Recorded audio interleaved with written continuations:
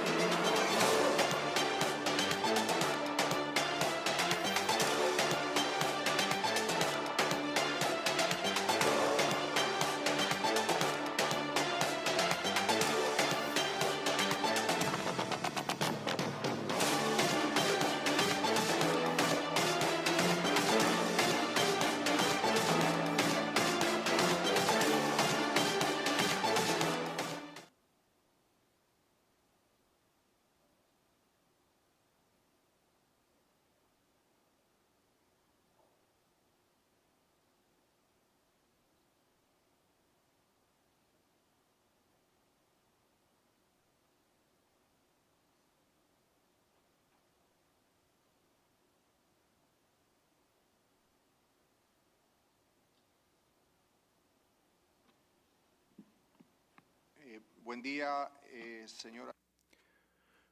Good day, ladies and gentlemen. Welcome to this annual meeting of the Boards of Governors of the Inter-American Development Bank and the Inter-American Investment Corporation 2022.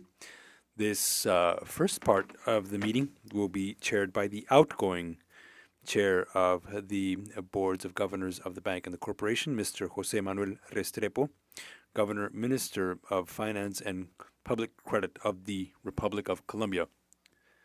At the head table, we have Mr. Mauricio Claver Carone, President of the Inter-American Development Bank and President of the Board of Executive Directors of the Inter-American Investment Corporation, Ms. Reina Irene Mejia, Executive Vice President of the bank, Mr. James Scriven, General Manager of the corporation, and myself, Secretary of the Bank of the meetings of the Boards of Governors. Chair, you have the floor. Thank you, Secretary. I want to extend a very special greeting to all governors and to say that we have the necessary quorum.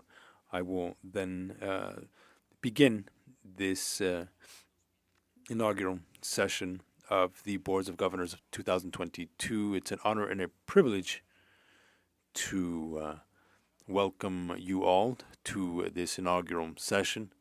It's a meeting that takes place yearly for all governors of the region, of the member countries of the IDB and the corporation. On behalf of all governors, I want to thank the President of the Inter-American Development Bank, Mr. Mauricio Claver Carone. I want to thank each one of the members present and not members of the IDB group who are part of this organization. I know that you have carried out great efforts to hold this virtual meeting. I know it's not easy, despite the challenges, the changing international context. It's important for us to hold this meeting, for us to assess and evaluate the situation in Latin America and the Caribbean, to determine how we can contribute to development in the region. I'm going to offer the floor now to the Secretary, Marlon Tabora. He will tell us how we will proceed. Thank you, Chair. First, I'd like to ask you, as outgoing Chair of the Boards of Governors of the bank and the corporation, to take the floor for your comments.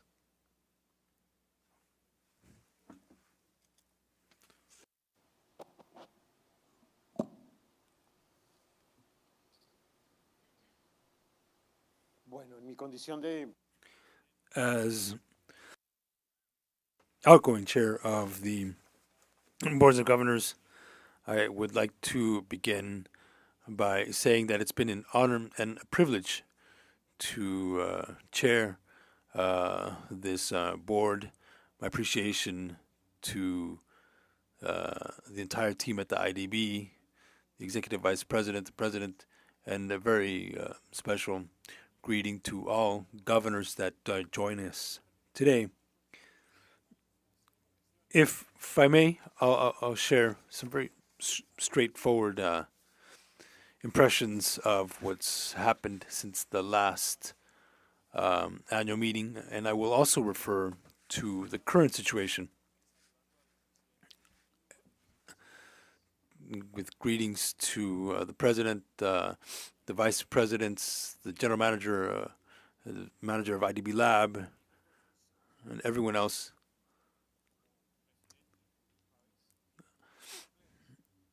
I speak to you as outgoing Chair. This is of this annual meeting, and I want to talk a bit about the situation today. Today is, in fact, 1 year since government of Colombia assumed the chair of this board.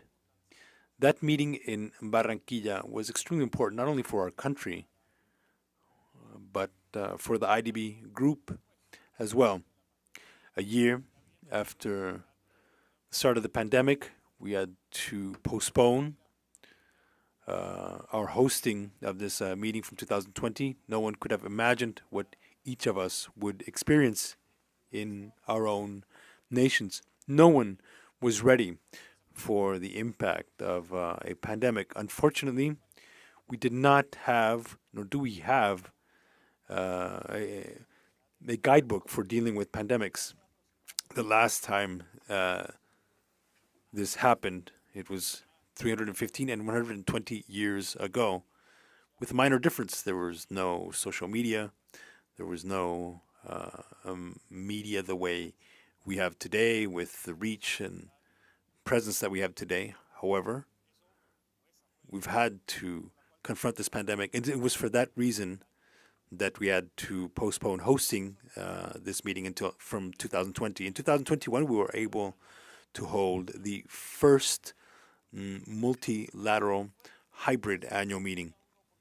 Undoubtedly, it was an opportunity to bring governors together after a long year of crisis to start analyzing the bank's role to play in this international context. Not an easy moment. We had to, first of all, deal with the profound impact as human beings on our lives as human beings. We had to protect the lives of the citizens of our region. And because of that, we had to make some painful, hard decisions. First one was to close down our productive activity, which had an impact on our economies, which affected our GDP. All of this had an impact on the counter-cyclical decisions that we needed to adopt for our recovery. First of all, obviously focusing on health, but at the same time to protect employment and to deal with social problems. The annual meeting in Barranquilla and its resolution asked that the bank and its board jointly carry out a study on the depth of the impact of COVID-19.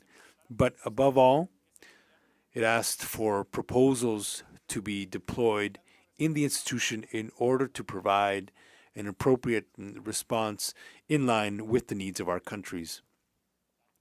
Without a doubt, the crisis that we have confronted in our region has no precedent.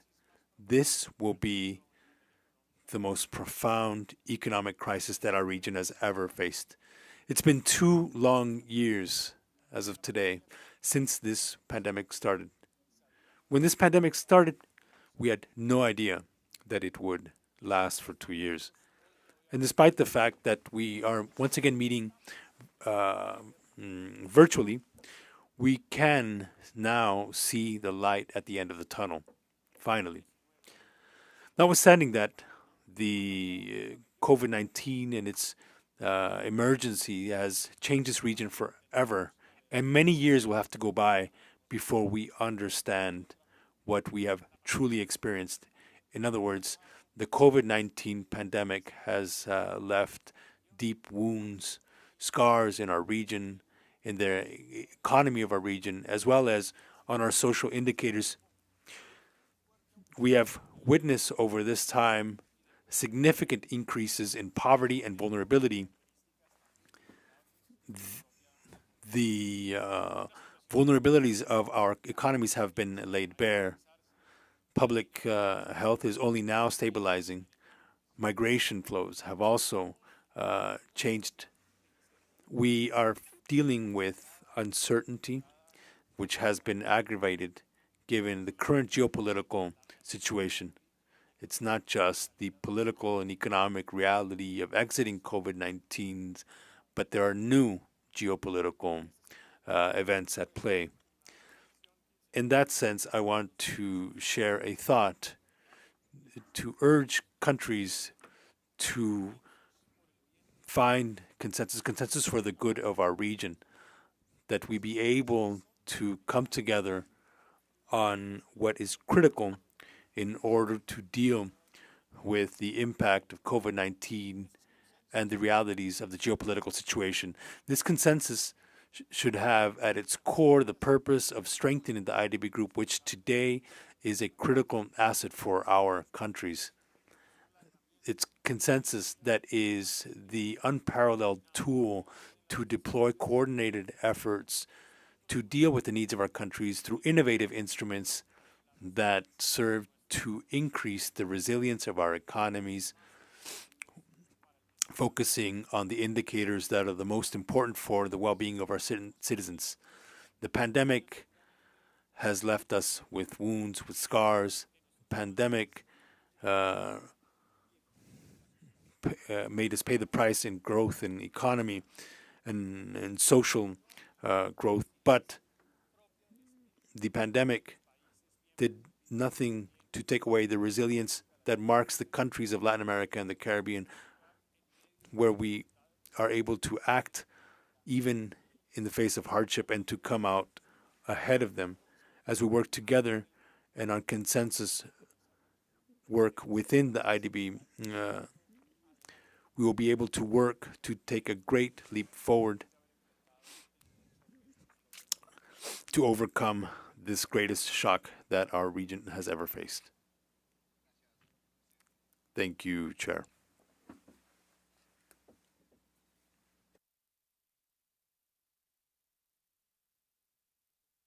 Very well. As outgoing Chair of the Boards of Governors of the Bank and the Corporation, we will... Sorry. I'm going to ask you to elect one of our colleagues to chair the Boards of Governors of the Bank and the Corporation. In accordance with the statutes of the Boards of Governors, the elected governor will chair the Boards of Governors of the IDB and the Inter-American Investment Corporation until the next annual meeting of the Boards of Governors. I'm going to offer the floor then to any governors that would like to propose a nomination. Governor Minister Oscar Llamosas for Paraguay, with a cordial greeting, I offer you the floor.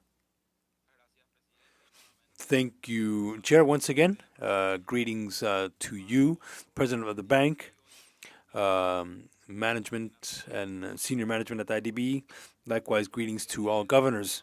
As governor for Paraguay, it is my pleasure to confirm the nomination of the governor for Jamaica, Mr. Nigel Clark, as new chair of the boards of governors of the Inter-American Development Bank and the Inter-American Investment Corporation.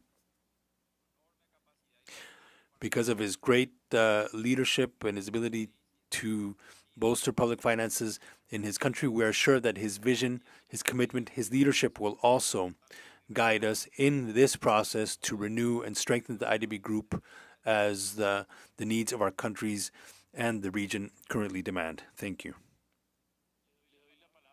I'm going to offer the floor to Governor Andrew Hurst of Canada. Thank you, Chair. And first of all, let me thank you as outgoing chairperson for your work over the past year in steering us as on the boards of governors of both the bank and IDB Invest.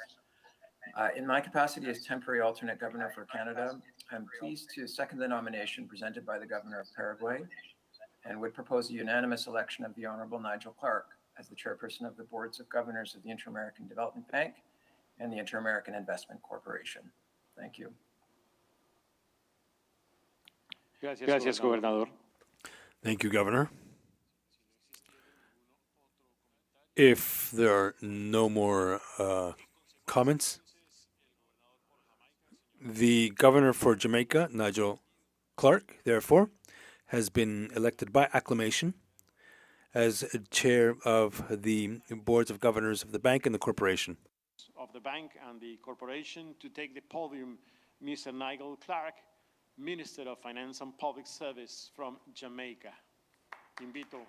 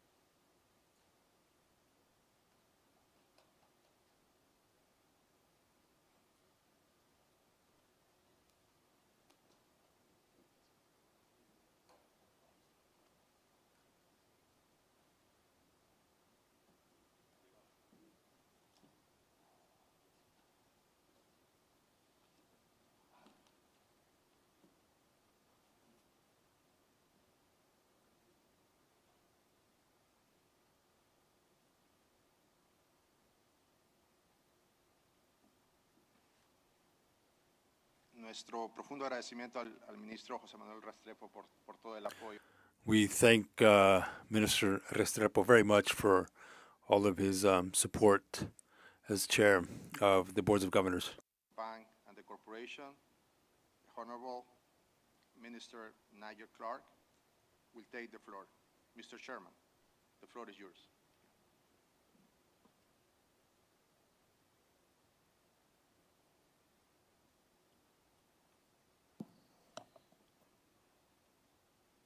First of all, let me express thanks to the outgoing chairman, Governor Restrepo, for your stewardship of the Board of Governors for the past year. Welcome to fellow governors and country representatives who are joining us virtually today for the annual meeting of 2022.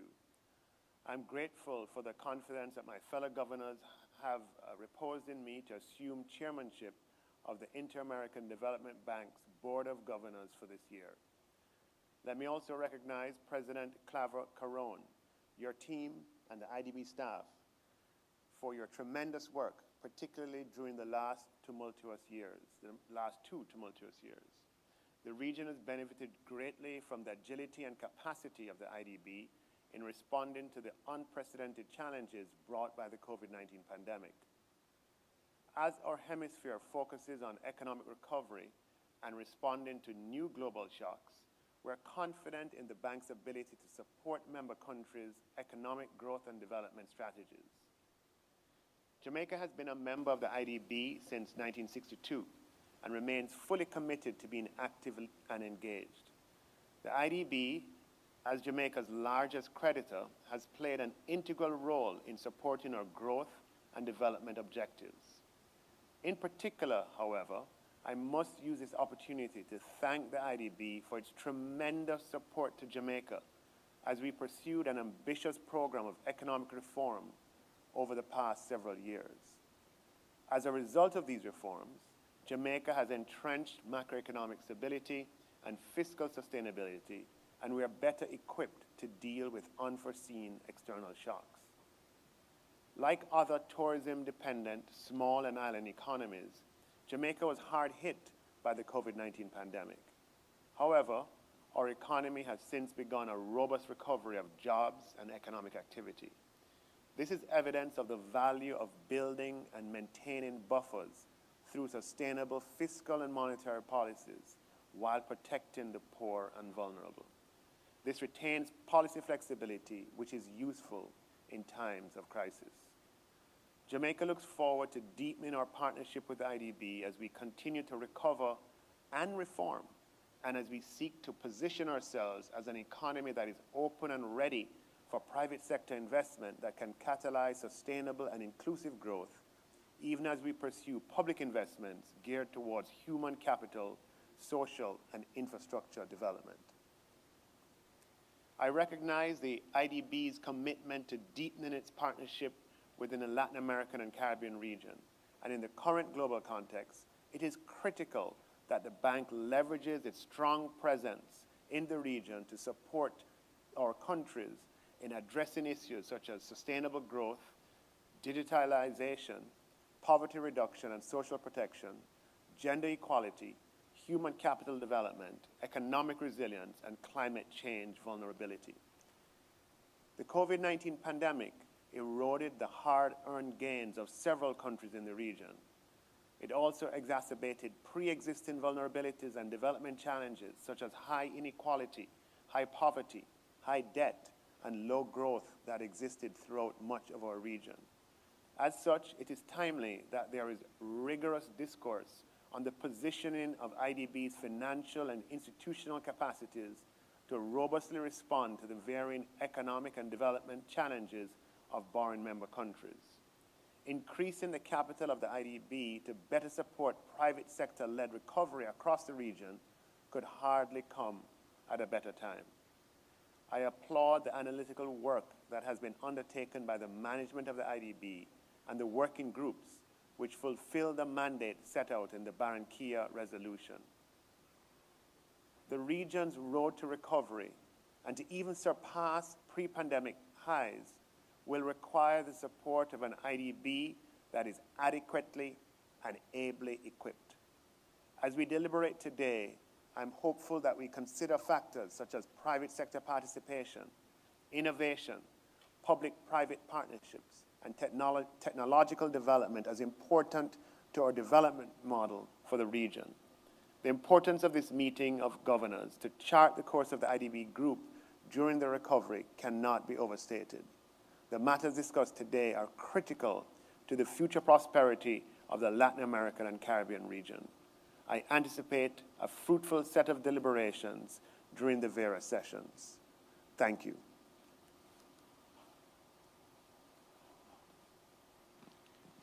Thank you, Mr. Chairman.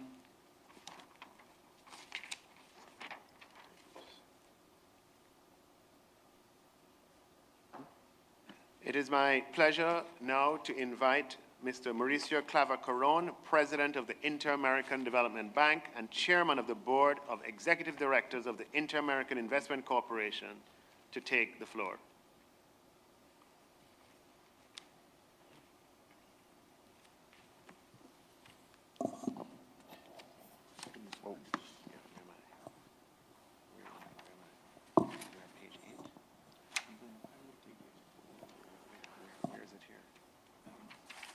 Muchísimas gracias. Thank you.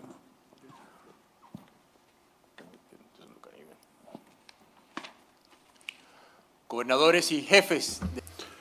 Governors and heads of delegations, executive directors, senior management of the IDB and IDB Invest, members of the Diplomatic Corps, multilateral organizations, members of the press, ladies and gentlemen. Welcome home. Welcome to your bank. We're here at the Enrique Iglesias Auditorium. And as he would say, welcome to a friendly bank. So thank you very much. Before I begin, allow me first to thank the outgoing chairman of the boards of governors, Mr. Jose Manuel Restrepo, for Colombia, for his excellent chairmanship in the last year. I've always admired your passion and your diligence. So thank you very much. To welcome the incoming chairperson, Minister Nigel Clark of Jamaica, whose stewardship in Jamaica is quite admirable, as Minister Llamosas from Paraguay stated. And I look forward to working closely with you in the months ahead as well. I'm delighted to welcome all of you to the 2022 annual meeting of our boards of governors. We're gathering virtually this year, obviously, to ensure the health of everyone involved, but I know that I speak for all of us in looking forward to an in-person meeting in 2023. Today, as we assemble to discuss the future of Latin America and the Caribbean and the future of our institution, the eyes of the international community are fixed on Eastern Europe. Let me be unequivocal. Russia's war of choice on Ukraine is a global tragedy and a shock to the world order, whose profound ramifications are yet to be fully felt. However, some ripple effects have already begun to arrive in our borrowing member countries through impacts on financial markets, on inflation, and changes in the flows of commodities such as gas, wheat, and metals. These dynamics are compounded against the backdrop of an incomplete recovery from a still ongoing pandemic. And as COVID-19 has revealed our deep global interdependence, so too has the war in Europe.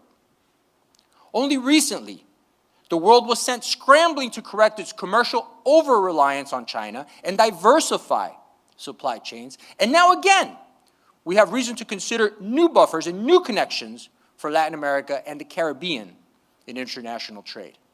Not only should we be working together to mitigate the economic effects on the region, but I believe Latin America and the Caribbean can play and will play an important role in offsetting commodity impacts for the entire world.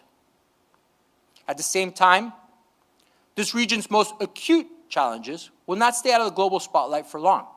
Some of our own countries are suffering from prolonged instability, violence, persisting humanitarian crises. Haiti and Venezuela remain a focus, a priority for the IDB, and they should for all of us. We must work even harder to improve the conditions that currently prevent those countries from meeting the needs of the populations and the conditions that hold back the region at large from fulfilling its true potential now more than ever. And that's why today's conversation is important. And it sets the stage for considering a greater vision for Latin America and the Caribbean in the context of increasing geoeconomic and geopolitically complexities. This region is home to 650 million people who are slowly emerging from some of the darkest days in recent memory. And they're doing so with a fervent desire to live in healthier societies. The need to improve social protections and inclusion, to reignite growth, and to enable robust private sector contribution to development is not just an imperative, but an urgency. As the region accelerates vaccination, the patterns reveal a stark urban-rural divide, reflecting entrenched inequality and persistent structural shortcomings.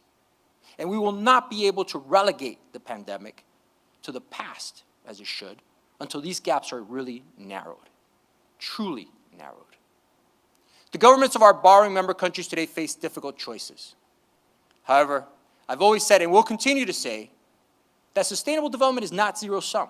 We recognize the narrowed fiscal spaces you face, the social demands that will grow, and the speed with which the region must pivot from existing priorities to unpredictable events. And this is why the IDB stands ready to be a better partner, a stronger ally, an innovative, solutions-based, solutions-based institution. A more flexible, creative, and responsive bank can help governments bring about sustainable and inclusive growth through decisive action on critical social priorities, by identifying opportunities for job creation while greening economies, and by unlocking private sector development. That is the IDB that we need. an institution equipped and strategically oriented to help forge a prosperous future in a changed reality, an IDB with a new and improved value proposition. Let me share a fact that even the keenest of observers would likely not have believed possible when we assembled in Barranquilla, Colombia, 1 year ago. And I remember it vividly. Overall, the region today is a global leader in vaccination rates.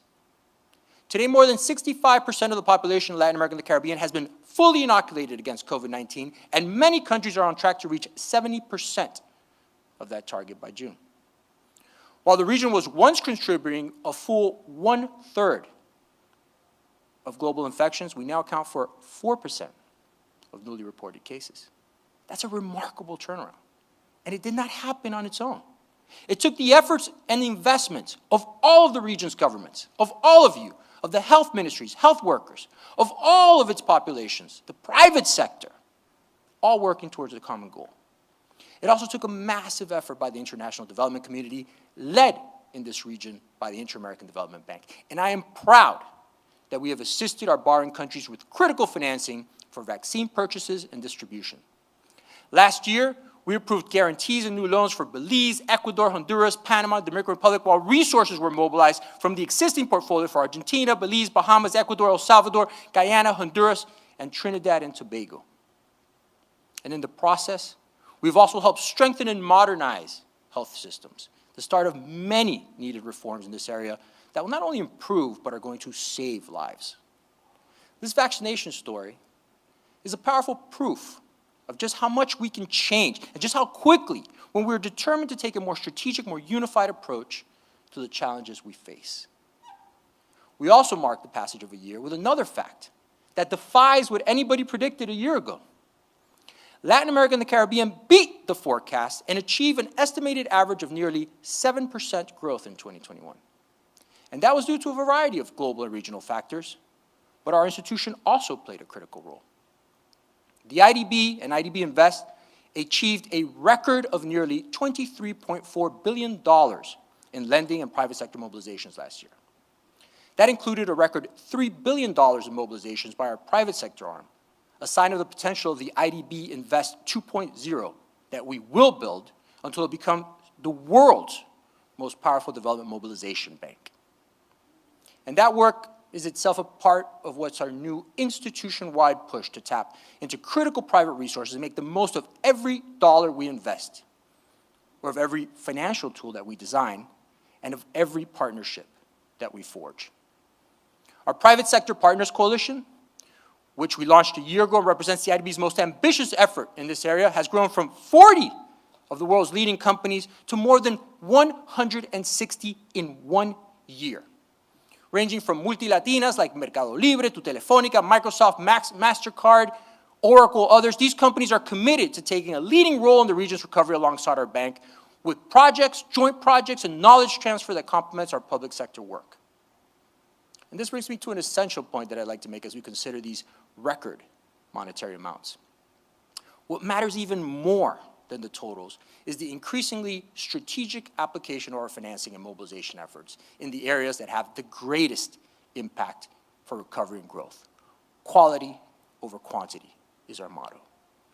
Those areas are the pillars of Vision 2025, the blueprint developed by this institution's leading experts in close coordination with our member countries and endorsed by you, our governors, in Barranquilla last year. The goal is to accelerate recovery from the pandemic, achieving near-term gains that lay the groundwork for lasting structural improvements and a more competitive, inclusive, and sustainable region.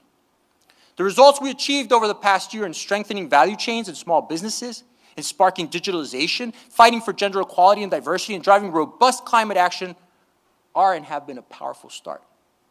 We've begun to work smarter, and we're setting our goals higher to scale and multiply these successes and rise to the level of the region's needs. And indeed, we are clear-eyed about those needs. Just as the regional vaccination rate tells only part of the story, so too does last year's regional growth. Some of our borrowing member countries have recovered many of their losses, and indeed some sectors are booming. For example, Latin America was the fastest growing region in the world for venture capital in 2021, with a record-smashing $20 billion flowing in, much of it to fintech companies. But for some countries and sectors, recovery, even to an unacceptable baseline, may take years. Following record business closures, job recovery has not kept pace with GDP gains, and that is a fact. And that's especially true for youth and for women, for whom years of slow progress on labor insertion have been completely erased. The digital divide between many of our borrowing countries and the world's advanced economies continues to hamper our competitiveness and citizens' access to service and employment opportunities. Rampant social inequalities, worsened obviously by a pandemic surge in poverty, will continue to drag down societies with major political consequences. The region's students have lost 166% more days of in-person learning than was the global average. And historic droughts, record forest fires, devastating storms are sending a deadly message on the necessity of a far more ambitious climate action. The threat of increased inflation, questions about the sustainability of public finances, persistent structural issues, and uncertainty about the future of the pandemic, alongside tremors in global markets, results in regional growth predictions of less than 3% for this year, for 2022. That number could be the lowest of all world regions, making the financing gaps in infrastructure, small business development, climate actions, and the sustainable development goals overall seem even more out of reach. But I'm here to tell you today that we at the IDB beg to differ. With our solutions, this region has proven that it can break the forecast, and we have proven to be a forecast-breaking institution. The answer is more action, better action, smarter action by both our borrowing members and by their steadfast development partner. Forging a renewed IDB is very much in progress already. Our new brand of strategic work engendered the results that have helped buck the regional trends that I just mentioned, but those results are also going to tell us that we can do much more. And when has there ever been a greater need to do more?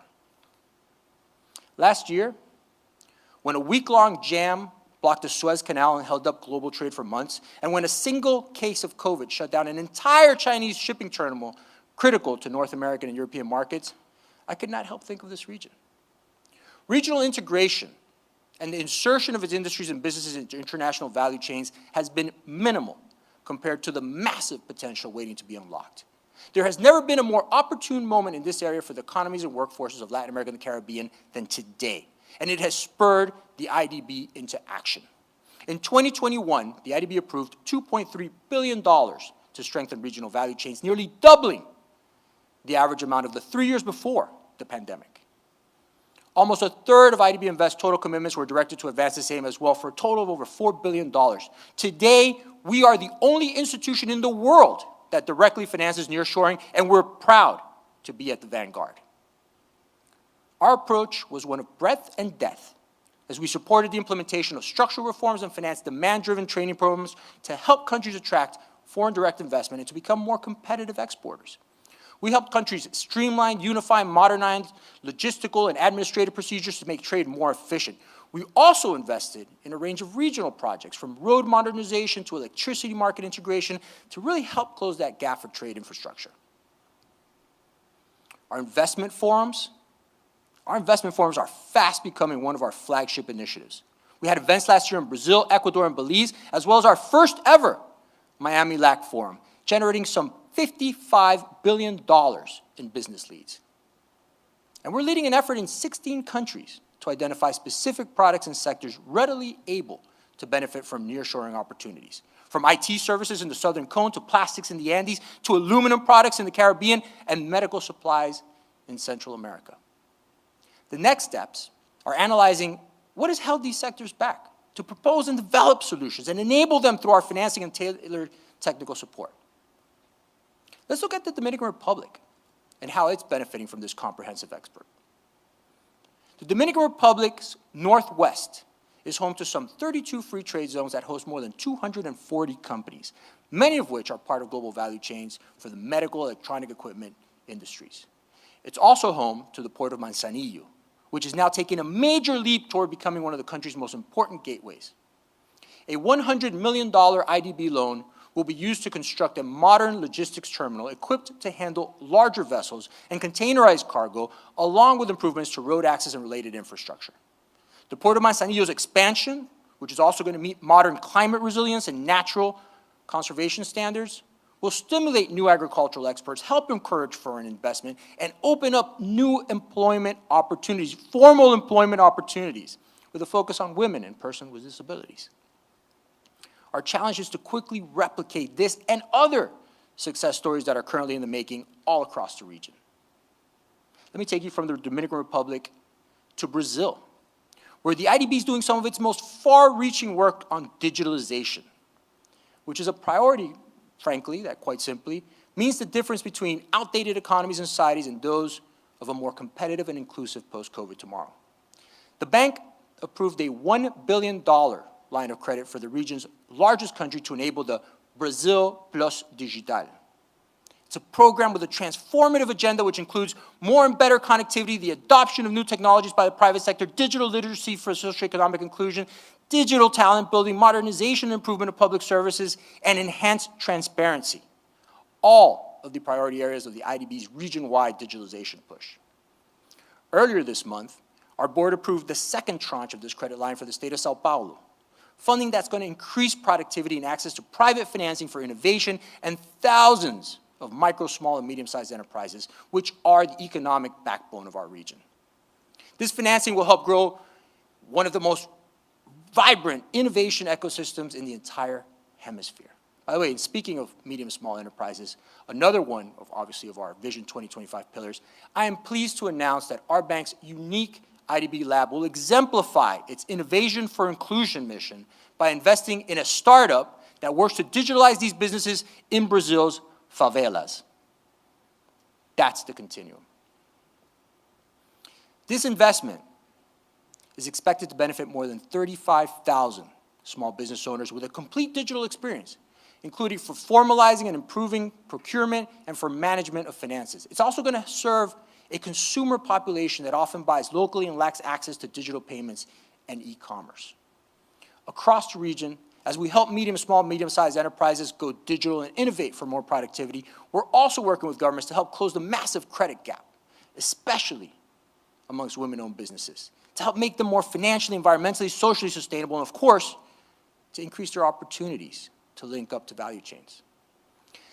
The two efforts that I've described in Brazil are occurring at greatly differing scales and through different approaches, but that's exactly why I'm mentioning them together. They complement each other. They leverage some of our bank's many competitive advantages to create impact that is bigger than the sum of its part. And those synergies across a better integrated pipeline of work will allow us to diverse our resources, to diversify them for maximum effectiveness. And that is key to the new IDB that we're building. The new IDB must also increasingly develop and deploy innovative financial tools. And I'm proud to say we just witnessed a banner year in regards to innovation of financial tools. Our recent climate finance work represents not only some of the most cutting-edge problem solving that the IDB has ever done, but it's setting the base for what multilateral development work can do, for what all international financial institutions can do. Indeed, the million-dollar question, or rather I'd like to say the trillion-dollar question, is how to finance a just net zero transition, particularly at a time of historically tightened purse strings in the region. Countries must free up funding by improving the efficiency of public spending, modifying tax systems, and helping share markets in line with sustainability trends, obviously. But they can also look to us for help. And wherever they are in their climate journey, they're doing so. Last year, we approved our highest amount ever on climate operations, and we aim to provide $24 billion over the next 4 years. That's not going to cut it. It's not nearly enough. Both our governments and the IDB must also look to the private sector to lead. And with over $50 trillion of assets seeking ESG investments by 2025, there has never been a riper moment. Now, I've taken you from Dominican Republic to Brazil, but let's go now to Costa Rica and then to the Bahamas.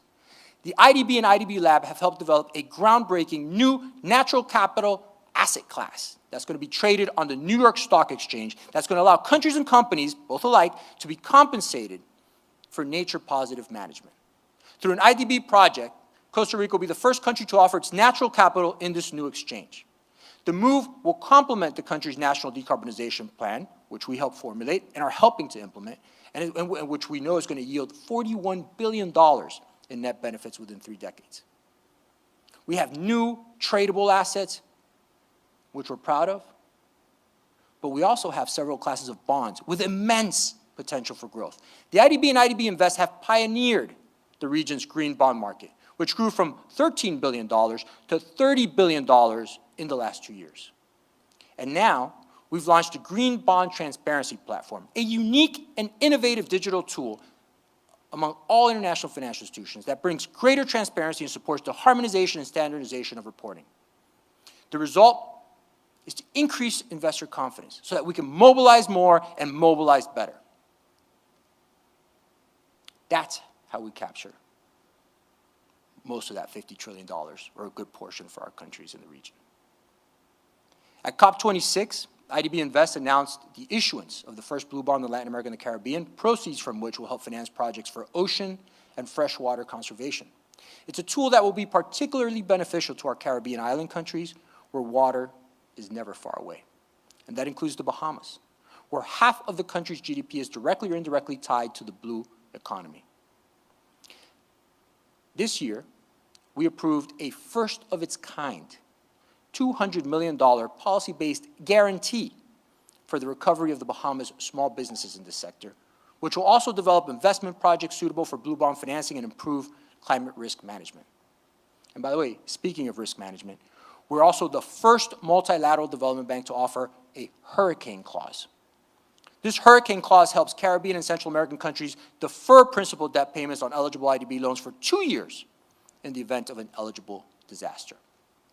And the innovations continue. From new risk-sharing projects to financing platforms to groundbreaking IDB Invest project with ENGIE in Chile that debuted the world's first pilot to monetize the cost of decarbonization.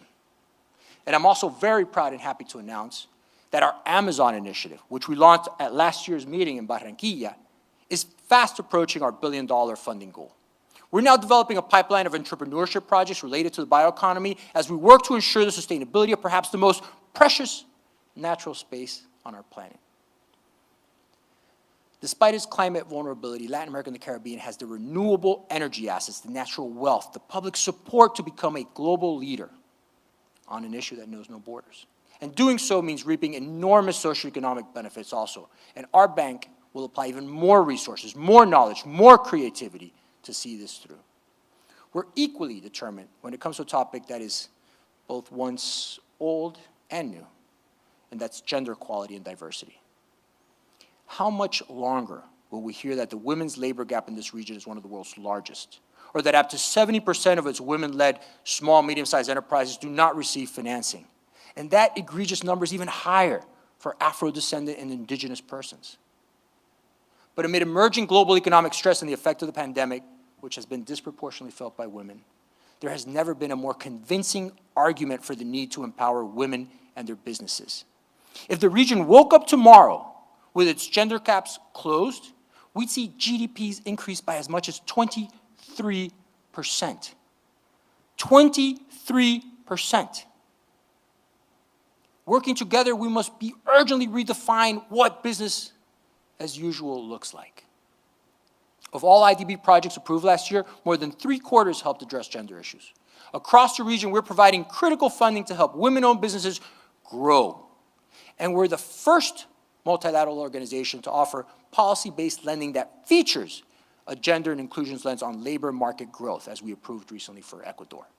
In Colombia, we help transition jobs in transportation, a male-dominated line of work. We help support a program to train hundreds of women as electric bus drivers, while also supporting the Colombian government to integrate Venezuelan migrants of all genders. In Panama, we're supporting gender mainstreaming in the public sector. And in Mexico, IDB Invest launched a social bond with a gender perspective, the first issuance of its kind in the country's financial market. We Exchange, our platform connecting women entrepreneurs in STEM fields, has partnered with Google to accelerate high-potential startups. And nearly 700 women entrepreneurs applied for the first call of our Women Growing Together in the Americas program, an initiative with private sector partners to help integrate businesses into the value chains.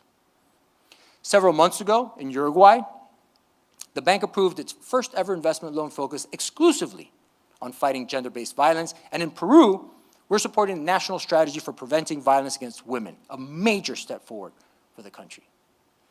But none of that's nearly enough. We must challenge ourselves to do more and far better with new resources and investments that can reshape the region's gender narrative. However, our institution will only be able to right-size itself and achieve bigger goals insofar as it creates a better version of itself internally.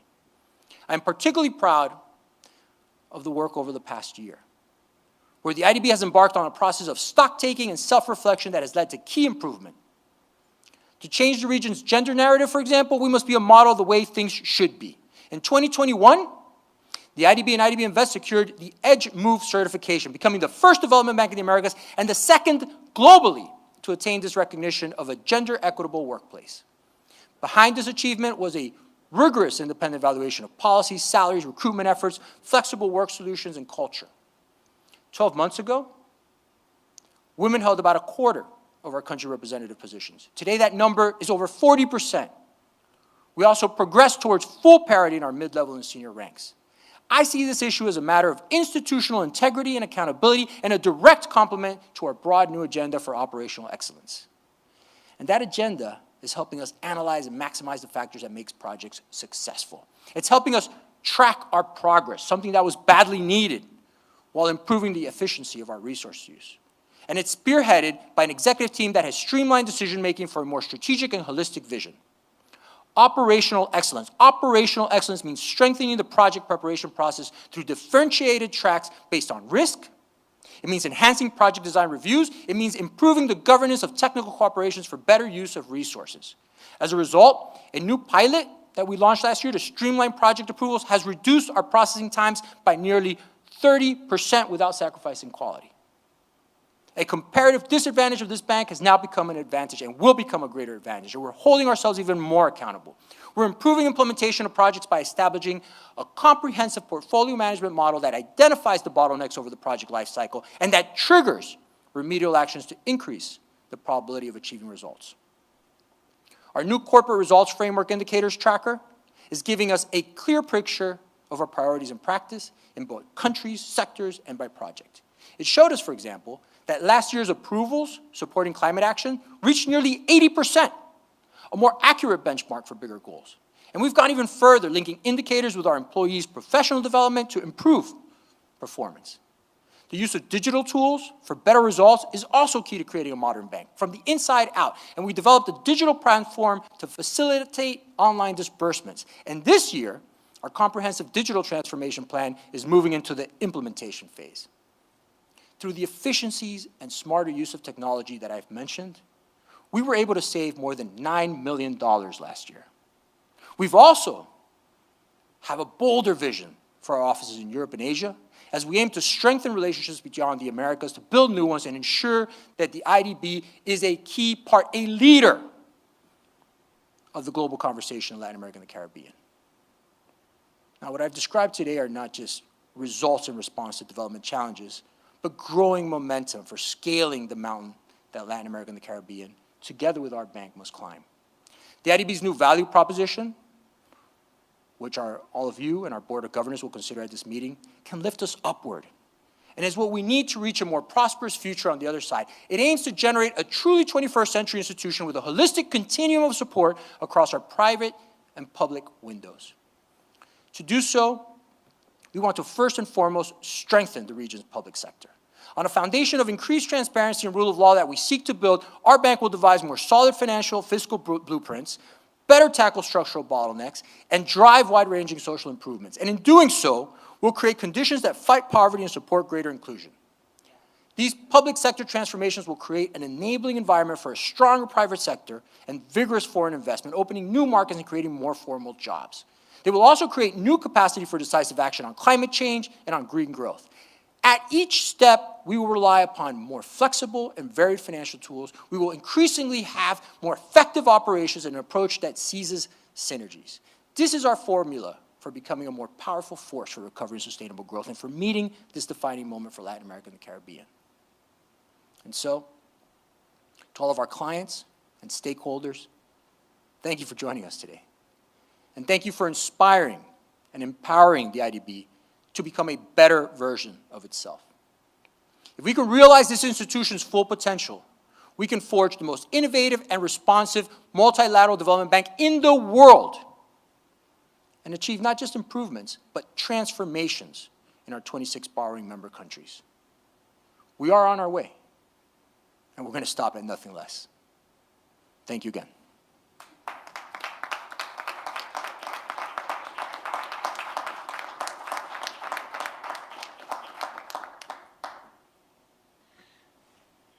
Thank you, President Mauricio Claver-Carron. There being no further business, the 2022 annual meetings of the Board of Governors of the Bank and of the Corporation is declared open, and this inaugural session is now adjourned. We thank all the participants who connected to this live stream of the inaugural session of the IDB and the IIC 2022 inaugural meetings.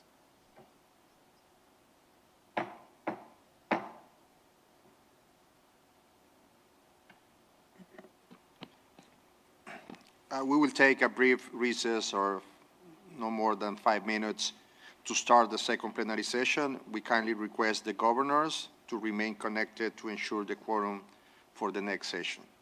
Haremos un breve receso de 5. We will take a brief 5-minute recess to start the second plenary session. We kindly request governors stay connected to make sure that we have quorum for the next session. Thank you very much.